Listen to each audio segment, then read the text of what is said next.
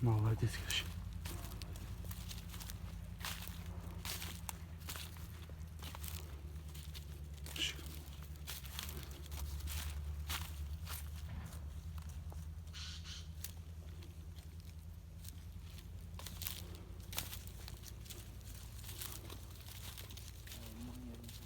Kotetkençe smedet durayım. Kaç para?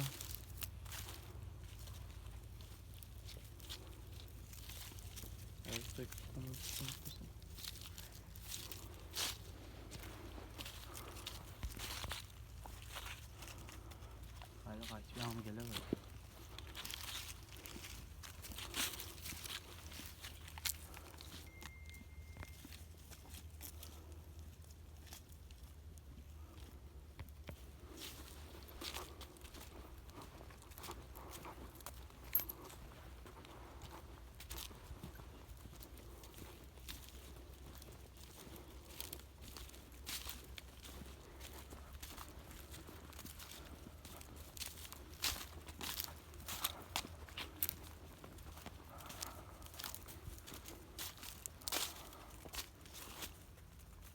Sıma tuttum tabi.